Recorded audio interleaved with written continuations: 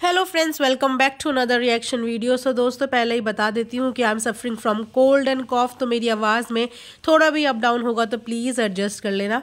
सो आइए without further delay let's get start the video. So दोस्तों, जैसे कि आज टालू भैया का एक व्लॉग आया, हो सकता है कि आप में से बहुत लोगों ने नहीं देखा हो। जिन्होंने देखा होगा उनको पता लग गया होगा, जिन्होंने नहीं देखा होगा उनको मैं क्विकली अपडेट दे देती हूँ। तो यस, टालू भैया का आज व्लॉग आया और व्लॉग में टालू भैया ने शुरुआत ही इसीलिए की कि अब मैं चंडीगढ़ वापस नहीं जाऊंगा। इसके बाद हमेशा की तरह उन्होंने अपने व्लॉग की स्टार्टिंग करी और एंडिंग में उन्होंने बहुत सारी कुछ ऐसी बातें बोल दी जो अगेन एक क्वेश्चन खड़ा कर जाती है। छोटा नहीं, बहुत ही बड़ा क्वेश्चन खड़ा कर जाती है। तो चलिए आज इसी के ऊपर बात करेंगे, इसलिए पॉडकास्ट को एंड तक जरूर सुनना। सो दोस्तों, जैसे कि आप जानते हो कि इस फैमिली में आए दिन एक से बढ़कर एक कंट्रोवर्सी होती ही रहती है। अभी काफी टाइम से इस फैमिली में कोई कंट्रोवर्सी हमें देखने को और सुनने को नहीं मिली थी। दैट इज द रीजन कि मैंने भी बहुत टाइम से कोई रिएक्शन वीडियोस नहीं बनाई, बिकॉज फालतू की चीजों को निकाल के कुरेद के जस्ट फॉर द व्यूज मैं कोई भी पॉडकास्ट नहीं बनाती जब तक किसी भी पॉडकास्ट के अंदर कोई वैरायटी ना हो, कोई ऑथेंटिसिटी ना हो। तो अब मुझे ऑथेंटिकली चीजें मिल गई हैं, तो इसीलिए आज रिएक्शन हम जरूर देंगे। तो अभी 2 दिन पहले ही अपना दीदी ने भी एक इंटरव्यू के दौरान फिर से गड़े मुर्दे उखाड़े और उनमें उन्होंने बहुत सारी अपने दिल की बातें करी, रोना धोना किया, इमोशनल साइड दिखाया और अगेन ये दिखाया कि वो अपने भाइयों और अपनी मायके की फैमिली से कितना ज़्यादा हर्ट है। तो अभी उनके इंटरव्यू को 2 दिन भी नहीं हुए थे कि अब टालू भैया भी आके अपने व्लॉग में बहुत कुछ हिंट दे के चले गए। सबसे बड़ी बात तो यही है कि टालू भैया ने बोला कि वो अब चंडीगढ़ वापस नहीं जाएंगे।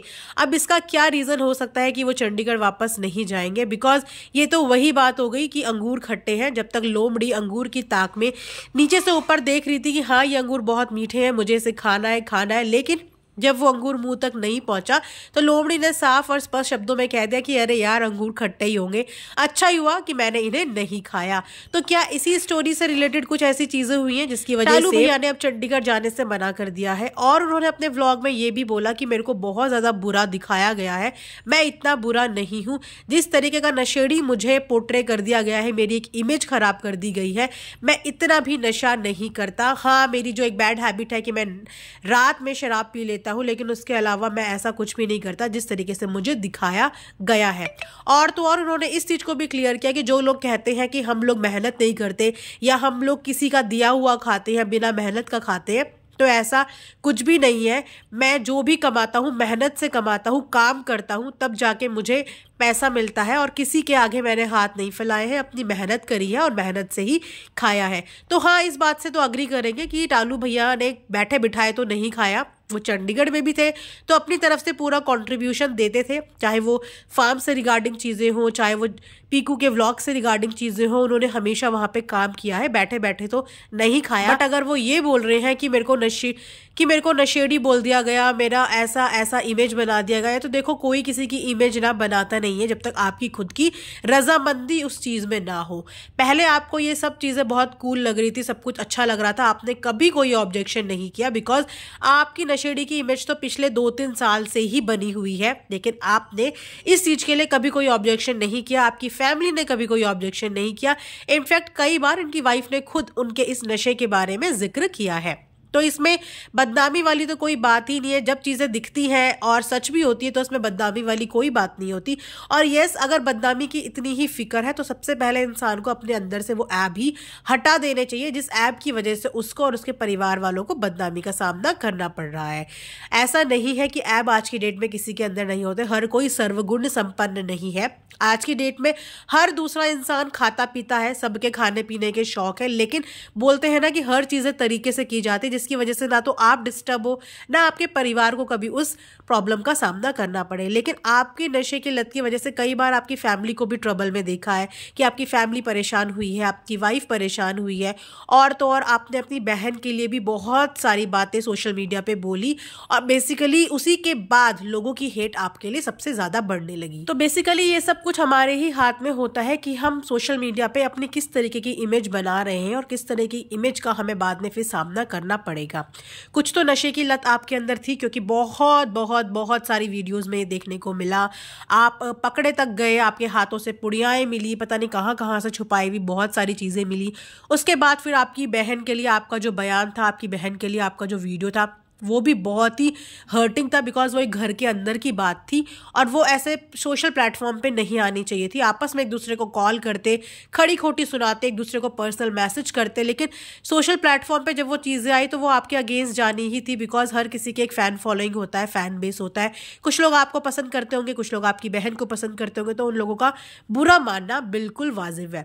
तो चलिए उसके बाद बात करते हैं कि इन्होंने बोला कि मैं किसी का मांगा हुआ नहीं खाता। तो हम तो उस चीज़ के लिए बोल ही नहीं रहे कि किसी का मांगा हुआ आप खाते हो, बिकॉज आज की डेट में कोई फोकट का किसी को भी पैसा नहीं देता, बिकॉज उसने खुद भी मेहनत से ही वो पैसा कमाया हुआ होता है।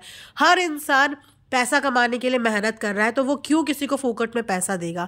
काम करोगे तो आपको पैसा मिलेगा, और काम करने का ही पैसा हमेशा खाना चाहिए, वही आपके लिए बरगद होता है और वही आपके लिए अच्छा होता है, वरना आपको खुद भी बैठे बिठाई खाने की गंदी आदत हो जाती है।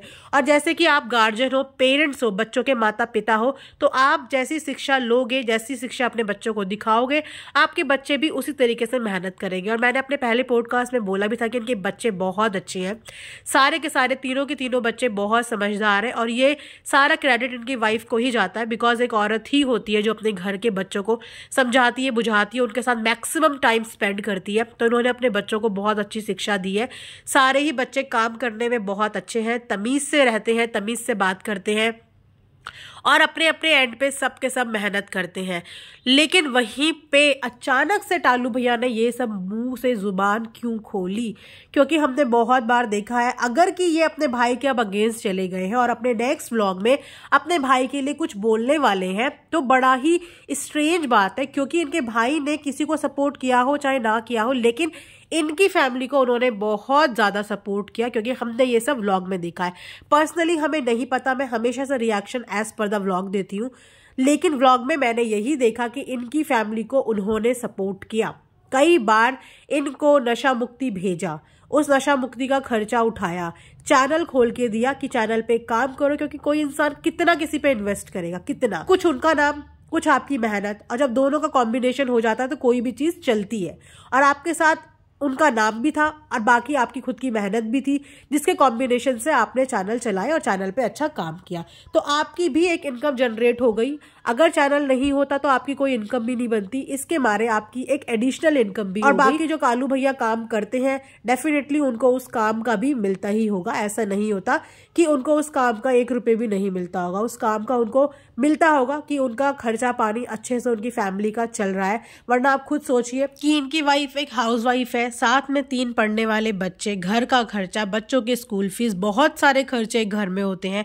वो खर्चे मैनेज कैसे हो रहे हैं? अगर कि चैनल नहीं होता, अगर कि टालू भैया काम नहीं कर रहे होते या इनको फाइनेंशियली हेल्प नहीं मिल रही होती, तो इनका घर चलना बहुत ही मुश्किल हो जाता। लेकिन घर अच्छे से चल रहा है, बच्चों को किसी चीज़ की कमी नहीं है, खाने पीने की कोई कमी नहीं है, स्कूल की पढ़ाई की कोई कमी नहीं है, तो मतलब घर गृहस्थी अच्छे से चल रही है।